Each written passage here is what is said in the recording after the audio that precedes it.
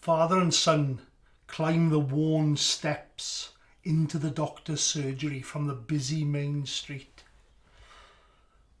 Car beeps its horn, and my father half turns and raises his arm in recognition. "Who's that?" he says to me. "Well, I don't know." Everybody seems to know him, but he doesn't necessarily know everybody. We're late. He's late for his doctor's appointment, and I'm late for school. But there's a chance now that me and my father can bond a little bit. Have a little bonding session. I loved being with my father. Other bonding sessions had been one-to-one trips to the cinema, and I can remember as well 1v1 cricket matches out in the backyard. And you know, when I think about it, he covered up his illness in the way he played that cricket. He never ran. I had to do all the running and the fetching. And he'd organise it that if you hit that ball, it'd be 2 runs. If you hit that ball, 2 runs. If you got the bat to the ball, you'd get a single. If you give it a good clout and kept it down, and it went past the bowler and hit the wall at the back, 4 runs. Now, if you felt, I'm going to give this one a clout, and it went over the wall, and you'd score 6, but it would be 6 and out. And I, whether I was the batsman or the bowler, would have to go and fetch it. Aye, and then the cinema. Well, the cinema, it wasn't, going with my father was something different. It wasn't like the Saturday morning going down to watch the cartoons in the theatre and watching the serial adventures and all the kids being noisy and running around and the torchy coming after you. No, this was serious cinema. This was real cinema. And we used to go to matinees, usually on a Saturday. It was the afternoon. There was a great film. It was David Niven, Gregory Peck, Anthony Quinn, war film, World War II, and it was in Greece, set in Greece. Oof, I can't remember the name of it now. No. But I saw it last year, and I thought, there's a load of tosh. But when I was 10, it was fantastic, so exciting. Rat-a-tat-tat. Oof. And then he took me to the Lyric in Carmarthen, and it was Battle of Britain. Just been released. What a film, what a sound. Enormous sound. And for 2.25 hours, that little boy was into it. So intense. I loved it. I remember the German pilot getting shot at by the Spitfire, and the bullets coming through the canopy, and then the blood coming through his goggles and filling his goggles up. Horrific. But wow, what a film. Yeah, those are the bonding times I had with my father. Now we're late. We're late for the surgery. The car hasn't started. None of his cars were very good. He always seemed to have different ones every week. I didn't know at the time, but he was a bit of a second-hand car salesman. And the ones he had, they weren't much cop. And he'd said to my mother earlier, "I'll take the boy to school, Bet." And my mother was happy because she had plenty to do. And so I jumped in the car, and he said, "Don't sit there now. Get out. We got to push this. Down the hill we're pushing it. And I'm trying to push as hard as I can. Because I want to impress my father. I'm strong. Quick, he says, get in! We both jump in, close the doors, and the car jumps, the flat battery gets going, and it coughs and it wheezes, and off we go. We're like bank robbers, legging it from a bank job. And in my head, I can remember saying to myself, let's get out of here. Like in a really poor American accent. I was in a world, different world. And as we get down onto the terrace road, in my head I start to play the game Grand Prix. It was my game, nobody else's. And in this game, I am the fastest driver in the world. And ahead of us, we're in second place. The car in front is just going into the old oak corner, and we're closing on them. We're getting closer and closer. We're obviously putting pressure on the driver in front. And as we take the corner, he decides to turn left and go into the pits. We're in the lead. We're going to win. Emerson Fittipaldi is going to win. Emerson Fittipaldi is going to beat Jackie Stewart. Now, to me, Emerson, Brazilian, much more romantic than Jackie Stewart. There we are. We hurried on. Got to get to the surgery. And as we go down the road, the hearse, there's a fully laden hearse coming towards us. And my father gives me a little elbow and he jokes, people are dying to get into that. Well, I look at him, I don't really get the joke, and I can see he's beaming, like laughing at his own joke. So I think, oh, I better laugh a bit. yeah. I didn't understand what the joke was. But, and then the surgery. Oh, I can remember the smell. Musty staleness. It was an old terraced house. And the front parlour, had been made into a waiting room. A few chairs on the outside. Oh, the gas fire wheezing away, making it really hot and stuffy in there. And I can see probably all in the spider-ridden corners, the wallpaper was starting to curl away. And I look around and there's a coffee table. Remember the coffee table? Full of books, magazines, Family Friend, Reader's Digest. And there was one called The Lady. Well, what was all that about? I don't know.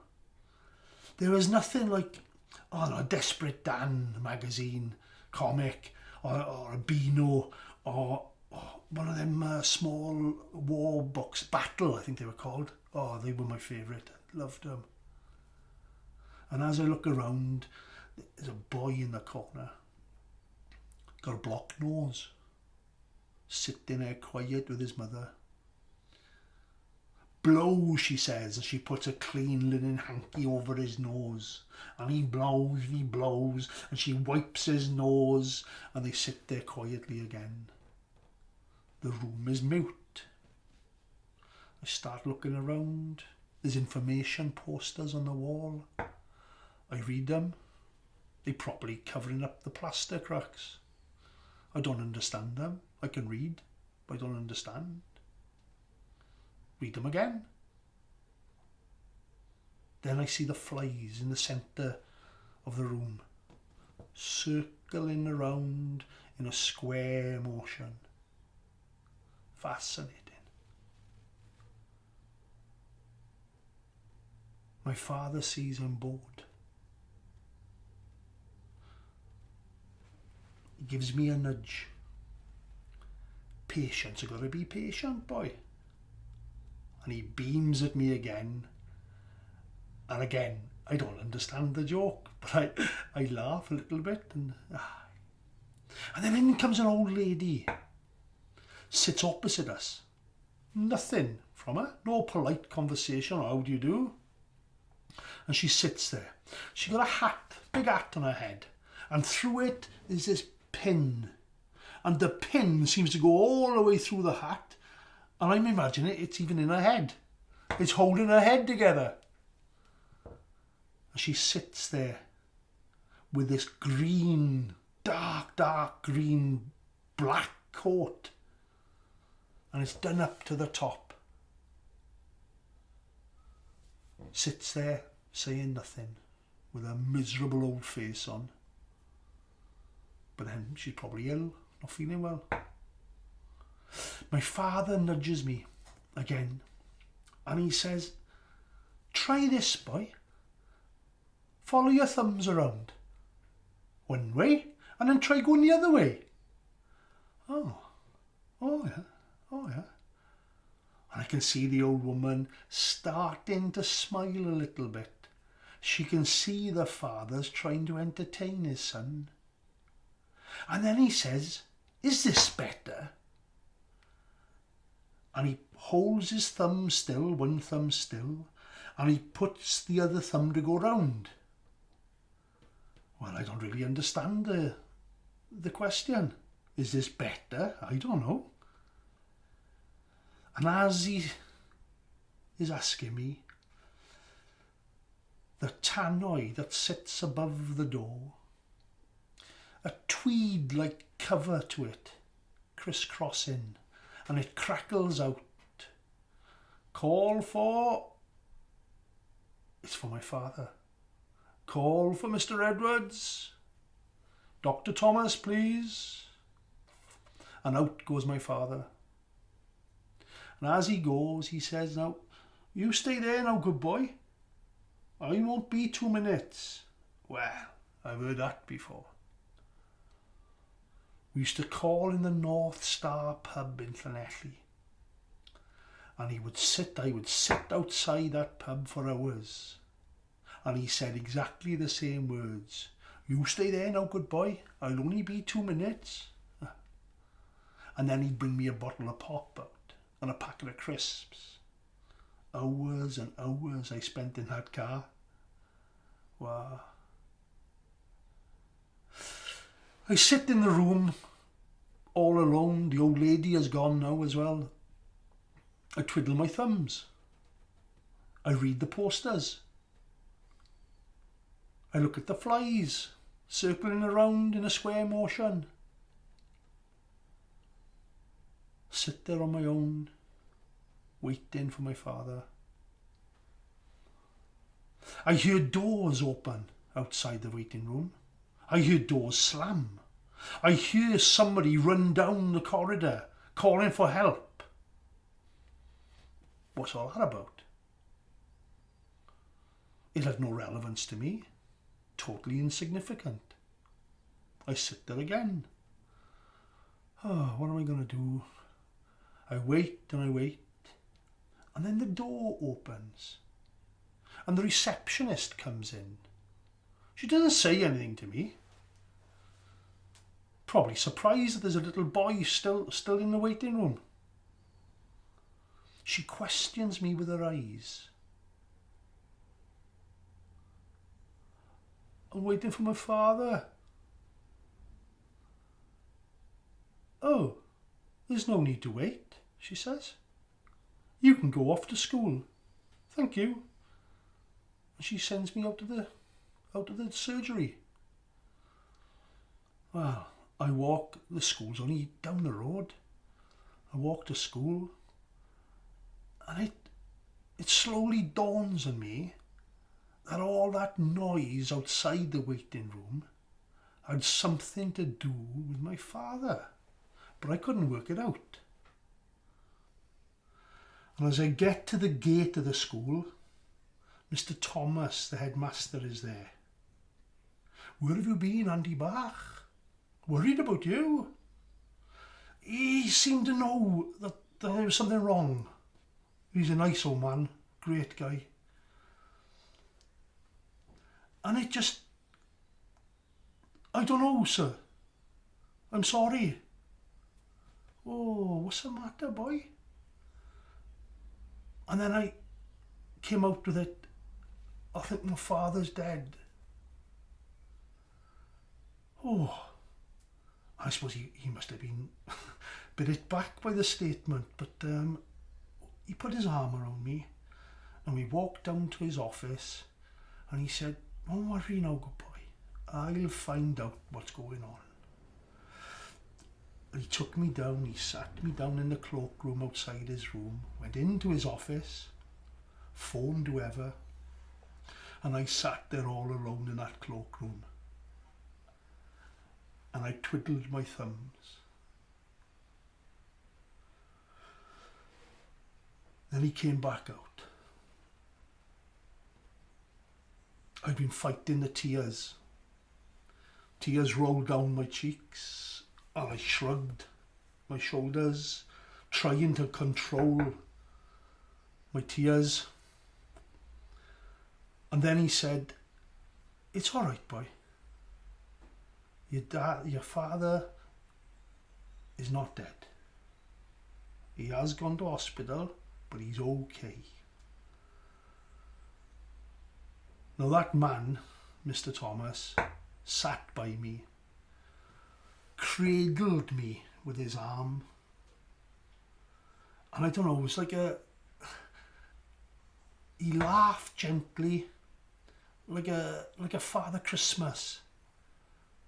And he cradled me and he said, don't you worry now, good boy. Everything will be all right. A few months later, there was a gathering. A lot of people.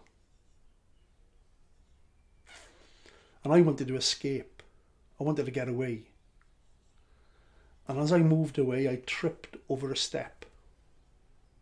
Now my auntie, she's not really my auntie, she saw this and totally misunderstood the situation. And what she thought was that I was utterly and totally devastated, both emotionally and physically. It was all too much. Oh, dear boy, come here. Are you okay? And she pulled me into her ample motherly bosom. Oh, dear, dear. Oh, boy. And to get out of the hold, I had to physically push myself away from her. And I disappeared. Got away from her. The day before, I'd been in school, and my cousin, not really my cousin, had struggled to comfort me. What words does an 11-year-old use to comfort another 11-year-old? I'm sorry, he awkwardly told me. Not bravado, but I just said, it's all right. I got a day off school. That's what I thought. I got a day off school. Don't worry. Be okay. Day off.